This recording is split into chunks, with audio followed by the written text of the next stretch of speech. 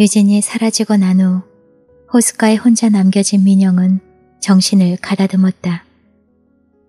자신이 준상이라는 사실을 안 이상 그냥 있을 수만은 없었다. 안 박사는 알고 있을 것이라는 생각이 들었다. 민영은 서둘러 안 박사의 병원을 찾았다. 심리치료 중이라는 간호사의 말을 들은 민영은 치료실로 안 박사를 찾아갔다. 문을 살며시 열어보는 순간 안 박사는 환자에게 최면을 걸고 있었다. 민영을 보게 된 안 박사의 표정이 올 것이 왔구나 라는 표정을 지었다. 자넨 처음 죽은 걸로 알려졌지만 사실은 중상이었네. 2달 만에 혼수 상태에서 깨어난 자네는 기억을 전부 잃어버렸지. 난 자네 어머니의 부탁으로 자네의 기억을 이민영으로. 미안하네. 원래 최면 치료는 기억을 되살리는 일로 더 많이 사용하지만 자네 경우엔 아주 특별했네. 병원을 나온 민영은 제대로 서 있을 수조차 없었다. 온몸이 떨렸다.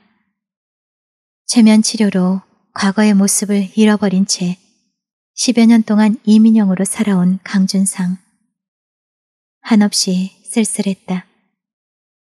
간신히 정신을 가다듬은 민영은 다시 준상이 살았던 집으로 향했다. 10년이란 세월을 뛰어넘어 이제야 제자리로 돌아온 민영은 준상이 사용했던 책상에 앉아 서랍들을 뒤지기 시작했다. 지갑이 나왔다. 지갑 속에 어둡고 차가운 18살의 준상이 한 장의 사진으로 들어있었다.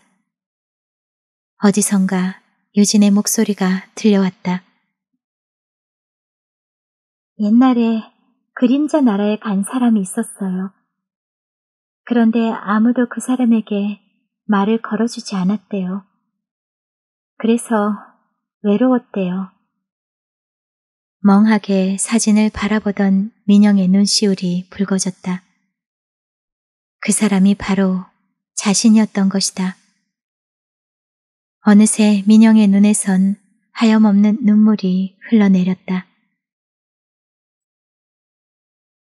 민영은 한동안 말없이 퍼즐판을 바라보고 있었다.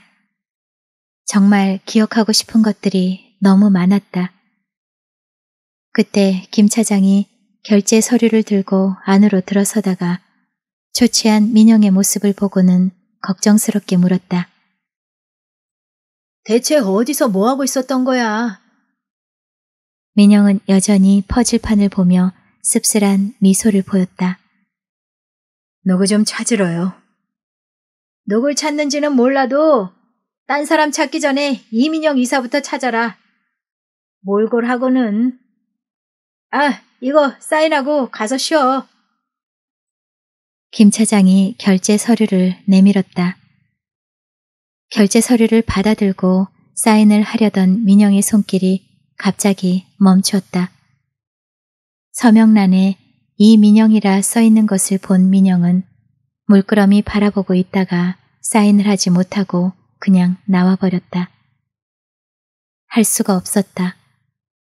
이민영은 이미 이민영이 아니었기 때문이었다.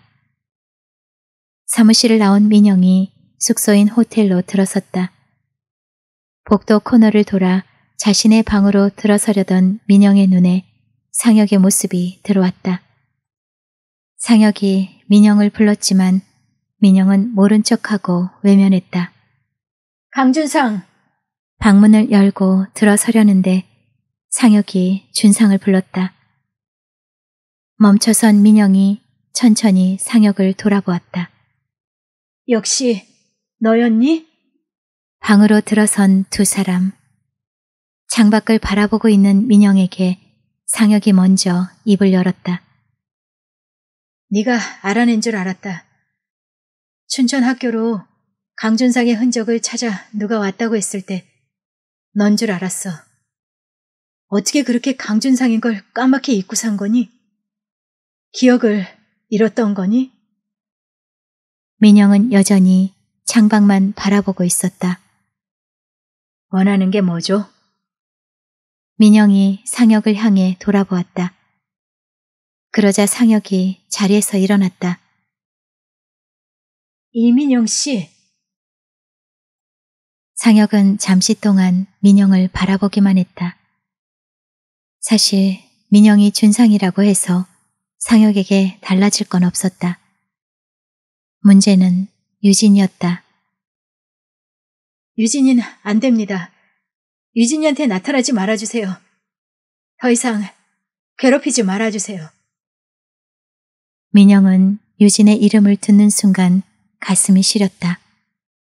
왜죠? 넌 그럴 자격이 없어. 이민영한테도 강준상한테도 유진인 그 바보는 강준상을 진심으로 좋아했는지 몰라도 넌 유진이를 이용했어.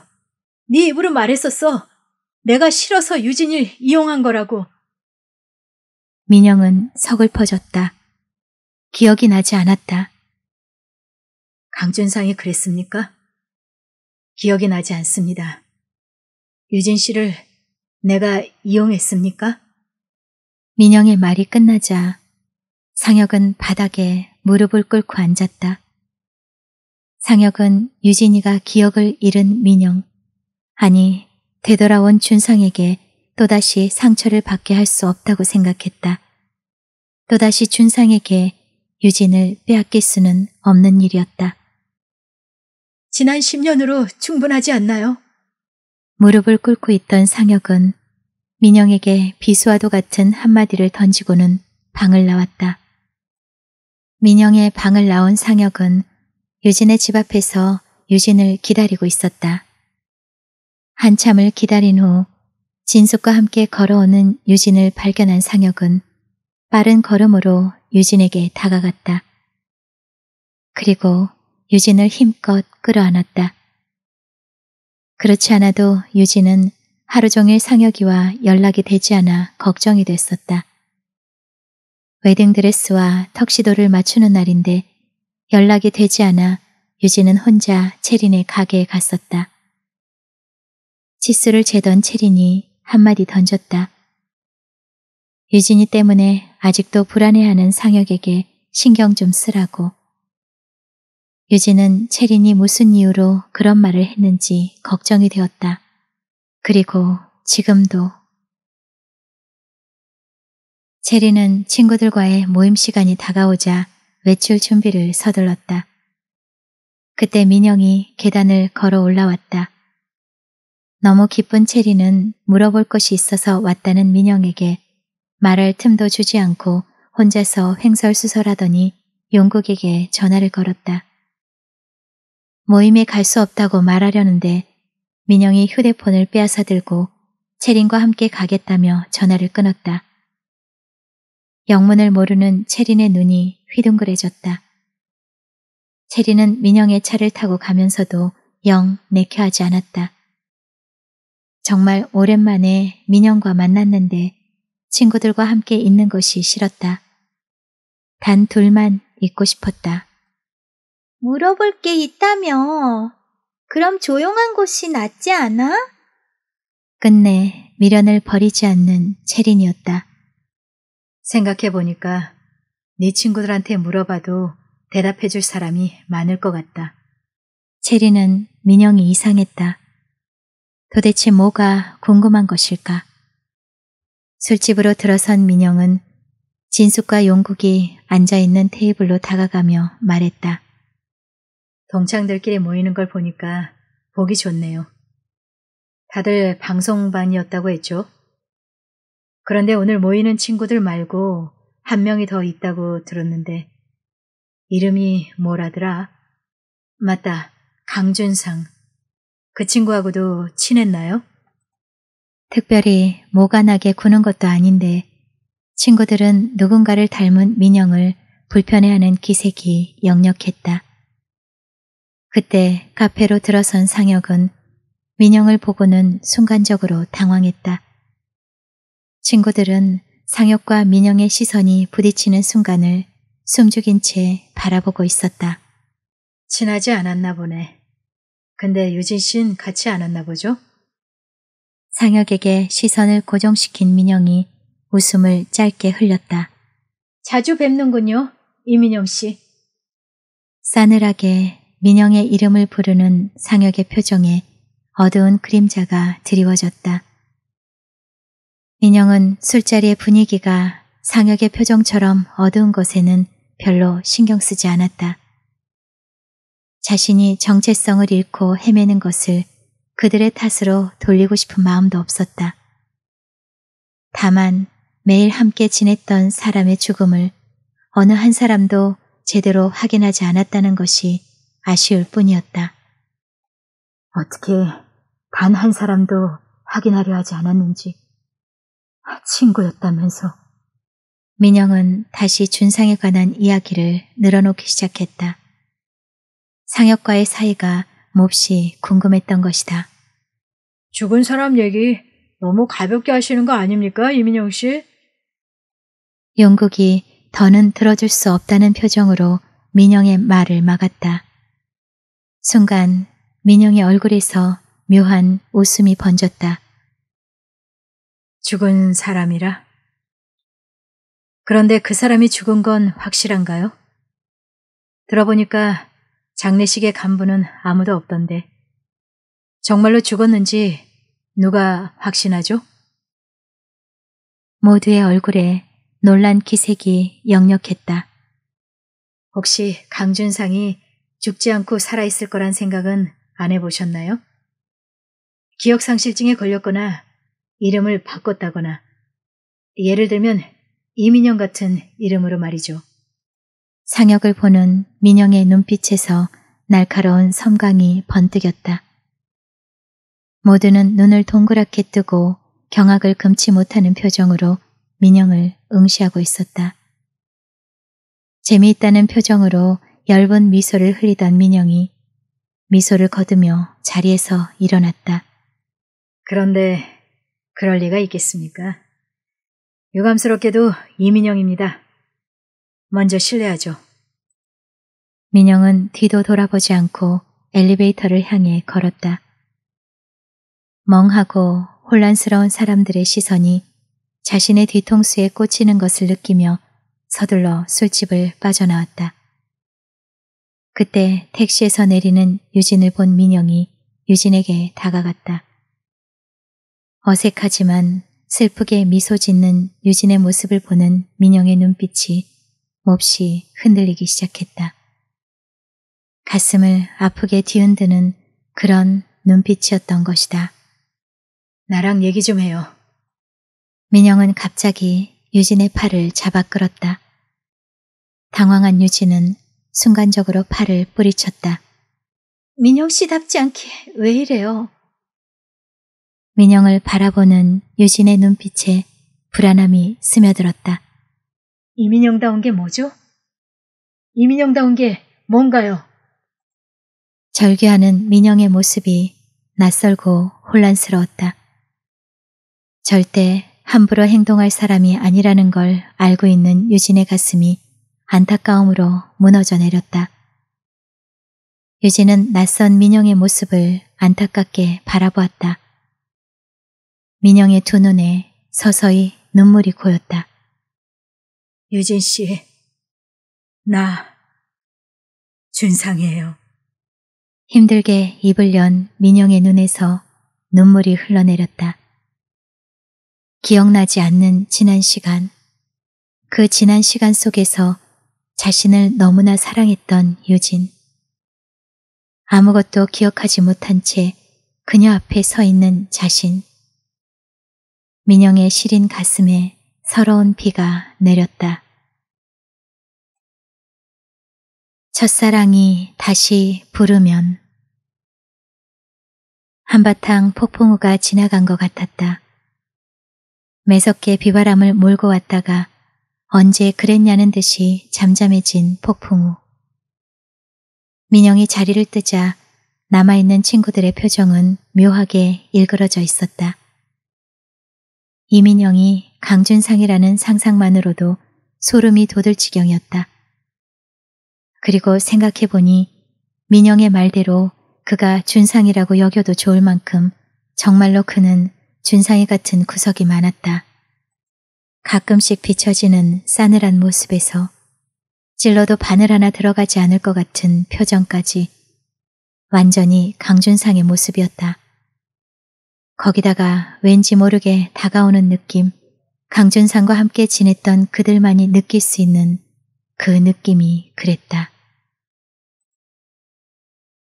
민영은 설마하는 눈빛으로 자신을 바라보는 유진을 서러운 눈빛으로 간절하게 바라보았다. 민영은 아무것도 달라질 것이 없다는 것을 알고 있었다. 하지만 그 사실을 말하지 않고는 견딜 수 없었다. 그리고 유진을 보는 순간 민영은 조급한 마음이 들었다. 허공을 떠돌고 있는 자신의 마음을 유진에게 알리고 싶었다. 유진은 그런 민영을 정신이 혼미해져 말도 안 되는 소리를 하는 것으로밖에 생각할 수 없었다. 민영은 아직 자신조차 받아들일 수 없는 사실을 유진에게 알린다는 건 무의미한 일이라는 걸 잘 알고 있었다. 그때 술집에서 민영을 따라 나온 상혁이 민영과 유진이 마주하고 있는 것을 보고 굳은 표정으로 다가섰다. 상혁은 민영이 모든 것을 유진에게 말해버리지 않았을까 하는 불안감에 잠시 머뭇거렸지만 그냥 지나칠 일은 아니란 생각이 들었다. 이민영 씨가 왜 강준상입니까? 상혁은 유진이 좋아한 사람이 강준상이었다는 사실을 이제서야 깨달았느냐며 민영을 뚫어지게 쏘아보았다. 민영은 기가 막혔다. 자신이 왜 그러는지 누구보다 잘 알고 있는 상혁이 그런 말을 하다니. 더군다나 유진을 잡기 위해 강준상이라고 우기는 것은 너무나 우스운 일이며 정신 나간 행동이라고 말할 때는 참을 수 없는 분노가 치밀었다. 그 옛날에 강준상이 바로 자신이었음을 겨우 알아낸 민영에 대한 최소한의 연민도 동정도 없어 보였다. 민영은 상혁을 향해 주먹을 날렸다. 나가 떨어진 상혁의 멱살을 낚아채고서 다시 주먹을 날리려는 순간 민영은 가는 신음소리를 삼켜야 했다. 유진이 자신을 향해 소리치고 있었다. 뭐 하는 짓이에요? 상혁을 부축해 일으켜 세운 유진이 냉담한 시선으로 민영을 바라보며 차갑고 싸늘한 목소리로 말했다. 정말 실망이에요. 민영은 상혁을 데리고 사라지는 유진의 뒷모습을 꼼짝하지 않고 바라보다 그대로 주저앉고 말았다. 온몸에서 힘이 빠져나가 좀처럼 움직일 수가 없었다. 상혁을 집으로 데려다주고 돌아온 유진이 집으로 들어섰을 때 큰 시장에서 물건을 떼어가기 위해 올라온 어머니가 유진의 방에서 잠들어 있었다. 물끄러미 어머니를 바라보던 유진의 눈에서 어느새 끈끈한 액체가 흘러내렸다. 택시 안에서 상처에 약을 발라주는 자신을 향해 상혁이 말했다. 준상이 생각은 2번 다시 하지 말라고. 준상이가 살아 돌아온다 해도 자신의 곁을 떠나지 않겠다는 약속을 하라고. 그렇게 하겠다고 말하는 유진을 가슴에 안고 상혁은 고르지 못한 호흡을 가다듬으며 소리 없이 울었다. 왜 그랬을까? 무슨 일이 있기에 상혁이 눈물까지 보인 것일까? 유진은 마음이 답답해졌다. 게다가 진숙으로부터 민영이 술집에서 난리를 쳤다는 말을 전해 들은 유진의 마음은 너무도 무거웠다. 얼마나 상처를 받았으면 민영이 그랬겠느냐는 진숙의 말이 가슴에 못이 되어 박혔다. 유진은 옷도 갈아입지 않고 어머니의 품으로 파고들었다. 잠결에도 팔베개를 해주는 어머니의 숨소리를 느끼고서야 겨우 마음을 진정시킨 유진이 돌아 누우려는데 핸드폰이 울렸다. 유진 씨. 수화기를 타고 낯익은 목소리가 울렸다. 민영이었다. 유진은 핸드폰을 들고 발소리가 나지 않게 조심조심 거실로 나와 구석에 웅크리고 앉았다. 민영 씨? 민영임을 확인한 유진의 가슴이 툭 하고 떨어졌다. 물결인 목소리로 민영이 애원했다. 지금 나와달라고. 막무가내로 행동하지 않을 테니 만나달라고. 유진은 민영이 더 이상 아파하지 않도록 자신을 잊을 수 있게 해줘야 한다는 생각에 마음을 다잡았다. 그리고 매몰차게 민영이 준상과 얼마나 다른지, 왜 민영이 준상이가 될 수 없는지에 대해 말을 하기 시작했다. 준상이는 자신에게 유진 씨라는 말을 하지 않았다고, 자기의 감정을 강요하지도 않았으며 다른 사람을 괴롭히지도 않았다고. 좋아한다는 말도 못하는 그앤 늘 어딘가 불안하고 위태로워 보였고 맘 놓고 잘 웃지도 못했다고. 뭐든 들을 테니 만나서 얘기하자는 민영의 말을 막으며 유진은 계속해서 말했다. 그런 준상이에 비해 민영은 모든 게 다르다고. 민영이와 준상이는 결코 같은 사람이 될 수 없는 다른 사람이라고. 유진은 다시 모질게 자신의 마음을 다잡았다. 민영의 절망적인 숨소리를 느끼면서도 그래야만 했다. 그래야 끝이 날 것 같았기 때문이었다.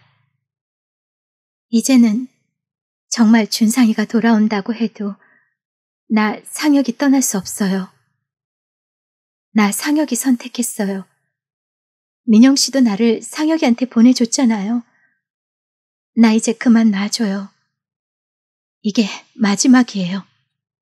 금방이라도 민영에게 달려나가고 싶은 마음을 힘겹게 눌러 참고 있는 유진의 목소리가 아프게 갈라졌다. 기다리겠다는 민영의 목소리를 들으며 유진은 전화를 끊었다. 하지만 말처럼 냉정해지지 않는 마음을 어쩌지 못한 유진이 침대 옆에 걸쳐있던 겉옷을 주워들고 그 자리에서 멈칫했다. 어머니가 유진의 옷자락 끝을 붙잡고 있었다. 민영을 만나기 위해 나가는 것을 알고 있는 어머니는 유진을 그냥 나가게 둘 수 없었다. 하지만 이미 유진의 마음은 민영에게 달려가고 있었다.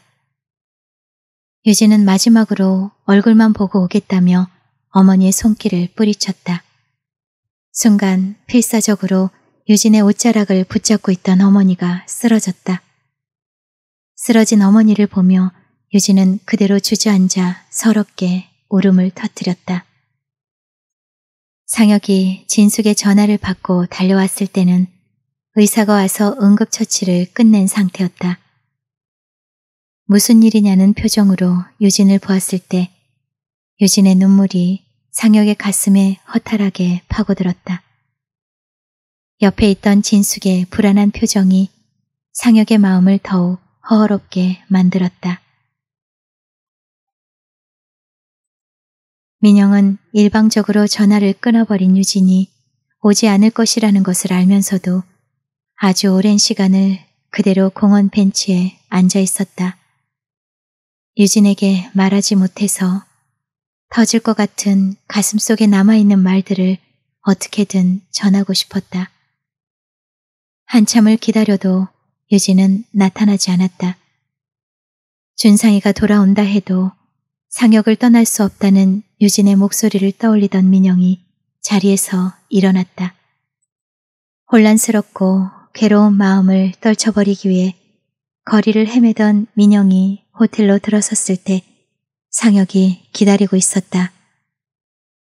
상혁은 민영을 만나기 위해 나오려던 유진이 나올 수 없었던 것은 유진을 말리던 어머니가 쓰러졌기 때문이라고. 민영이 자신의 자리를 찾지 못하고 있으면 가장 힘든 것이 유진이라는 사실을 똑똑히 상기시켰다. 그리고 사랑하는 사람을 그렇게 힘들게 하는 것이 민영의 사랑 방식인지를. 상혁은 민영이 준상이었을 때 이미 유진에게 씻을 수 없는 큰 상처를 주었다는 사실을 강조했다. 죽었으니까. 상혁의 말이 생생하게 귓전을 맴돌았다. 결국 민영이 아무것도 기억하지 못하는 한 그 누구에게도 준상이가 될 수 없다는 사실을 상혁은 분명하게 알려주었던 것이다. 상혁을 돌려보내고 난 민영은 소파에 쓰러지듯 넘어져 숨조차 제대로 쉬지 못했다. 끝이 보이지 않았다. 무엇을 어떻게 수습하고 정리해야만 모든 것이 제자리를 찾을 수 있을지 깊은 한숨만 뿜어져 나왔다. 민영은 그 밤을 달려서 춘천에 있는 준상의 집에 도착했다. 이미 강미희가 도착해 있었다. 냉소적으로 자신을 바라보는 민영에게 강미희가 어렵게 말문을 열었다. 강미희로서는 어쩔 수 없는 일이었다고. 사고로 기억을 잃고 그렇게 사는 것보다는 새로운 기억을 심어주는 것이 나을 거라는 생각에 어렵고 힘들게 결정을 내렸던 것이라고. 그리고 무엇보다 사생아로 태어나 불행하게 살았던 과거의 준상이를 그대로 두고 싶지가 않았다고. 준상은 불행했다. 사생아로 자라면서 겪은 아픔이 그를 우울하고 고독하게 했다. 그 때문인지 준상은 이 세상에서 강미희를 가장 미워하며 살았다. 그래서였을까? 강미희는 준상이 기억을 잃었을 때 마음 한편으로는 차라리 잘 됐다는 생각이 들었다. 이 시성을 가진 사람과 재혼을 해서 준상이 그토록 원했던 아버지를 줄 수가 있었기 때문이었다. 강미희를 바라보는 민영의 얼굴이 조금은 편안해져 있었다. 준상의 기억을 돌려주고 머릿속에 든 이민영의 모든 것을 가져가라던 민영의 얼굴에는 어느새 어머니에 대한 연민의 정이 드리워지기 시작했다. 준상이를 잃어서 죽을 만큼 괴로웠지만 민영이를 얻어서 행복했다는 강미희의 말을 듣는 민영의 가슴엔 아픈 눈물이 흘렀다. 민영은 기억할 수 없는 준상에 대한 미련을 접어야겠다고 생각했다. 민영 씨는 준상이가 아니라고. 그리고 이제 정말 준상이가 돌아온다 해도 상혁이를 떠날 수 없다는 유진의 말. 아무것도 기억하지 못하는 한 당신은 준상이가 아니라는 상혁의 말이 민영의 마음을 움직이게 만들었다. 거기다가 어머니 강미희의 준상에 대한 가슴 아픈 기억이 민영의 마음을 흔들어 놓았다. 모두에게 아픈 기억으로 남아있는 준상이를 더는 찾을 필요가 없다는 생각이 들었다. 그렇게 모두의 가슴을 아프게 하고 멍들게 한 흔적을 저 멀리 떠나보내야 할 것 같았다. 다음 날 민영은 떠나는 강미희를 꼭 안아주었다. 미국으로 들어오라는 강미희의 나직한 목소리를 들으며 민영은 준상이를 알기 전에 민영 그대로의 모습으로 어머니를 배웅하고 있었다. 방으로 들어온 민영은 예전에 준상이 썼던 방으로 햇살을 등지고 들어섰다. 자리에 앉아 준상이의 비품들을 하나하나 꺼내보았다. 달고 다니던 제1고등학교 학생 배지, 학생증, 그리고 강준상이라는 이름이 새겨진 이름표, 곱게 접혀 종이 상자에 담겨진 쪽지들. 민영은 무심코 쪽지 중에서 몇 개를 펼쳐보았다. 유진이 준상에게 보낸 메모지였다.